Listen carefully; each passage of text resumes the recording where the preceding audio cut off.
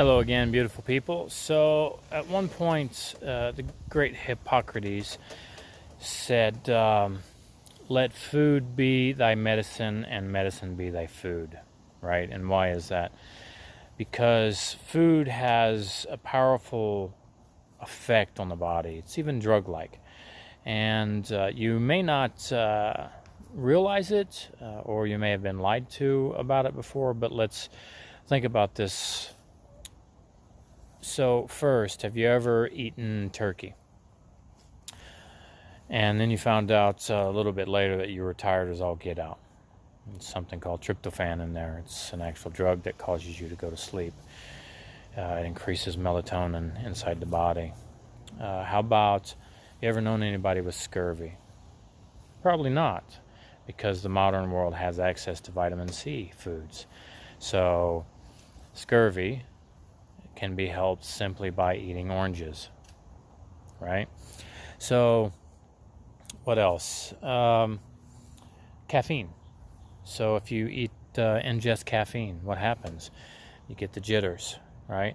But caffeine also can clear the mind if taken in small quantities. So these are examples. Now, other foods can do the same thing, because sugar, as an example, refined sugar causes you to go all hyper and haywire, but lets you crash a little bit later. That's drug-like effect, and people don't really understand that this happens every single time you eat. It's different every time you eat too. Sometimes you get tired, you get bloated, you get hyper, you get energy. If you are low, what do? You eat a candy bar or some fruit or some sugar to bring you back up. That's drugs. That's what drugs do. They bring you up, they bring you down. They stabilize things. That's what drugs are about, and that's what food is.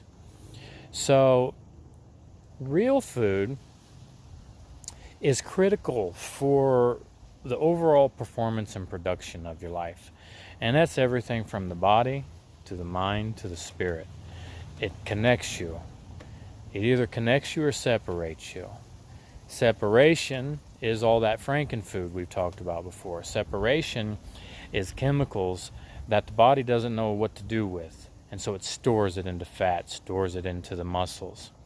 So real food, on the other hand, real food will uplift you, will put nutrients into the storehouse to build greatness into you. Real food, if eaten historically, will allow you to live a little longer while at the same time not being sick and diseased. So this is what real food will do for you. Real food provides energy and exerts a powerful influence on the hormones of the body. Also, it turns on and off enzymes, and enzyme activity happens all through the body with or without your knowledge. So you need real food in order to thrive. Frankenfood can be eaten, and it's for not thriving, not even surviving, just kind of getting along. So what do you want? Do you want to perform optimally? Do you want to be sick and tired all the time? Do you want to be tired every single time you come home from work and just sit down and watch TV? Is that what your life is relegated to? Should not be. It should be that you have energy. Now, what your job does to you and how it drains your soul is a whole nother topic, a whole nother time. But if you're eating properly, if you're eating throughout the day, smaller meals and real food instead of candy bars and cookies and snacks and chips, bread on sandwiches and those types of things. If you're eating fruits, veggies, nuts, seeds throughout the day, I can guarantee you that your mental acuity, your sleepiness, all that will rise. You won't be sleepy anymore. You'll be clearer. You'll be able to get your work done faster. You'll be able to come home and have energy for you, your kids, your dogs, or your cats. So, real food. And best optimal is real food that is uncooked. We'll talk more about this later, but cooked food creates a response inside of the body that causes white blood cells to shunt and go quickly to that to take care of a foreign invader. Even if it's real food and you cook it, the body still sees it as somewhat of a foreign invader.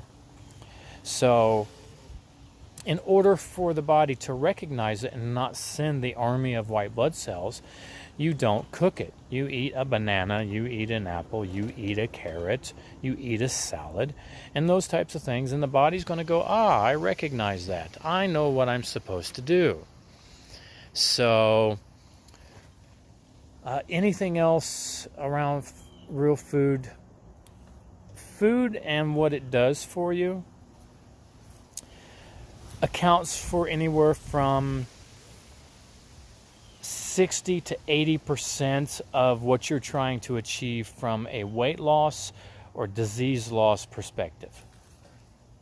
Could even be more, but there's still other facets to it, right? There's deep breathing, there's working out, there's getting massages, there's sweating a lot, so going to spas, those types of things. So wellness, and again, in realizing complete wellness, is a whole bunch of stuff.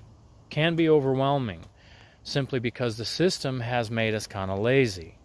So let's not be lazy anymore. Let's get off our tushes and let's get to work. Let's create a society of strength-based, mentally strong people.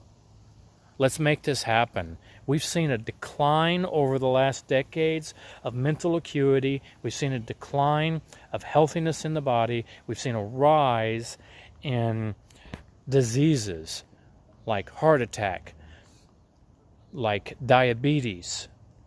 These things are dietary and lifestyle related. Yes, a few are hereditary. But for the large part and the most part, it is all diet and lifestyle. This is not just me saying this. The world around knows it, has seen it, and documented it to infinitum. So let's get together. Let's stop the madness. Let's create a better world. All right, guys. Coach Scott out. I'll see you on the flip side.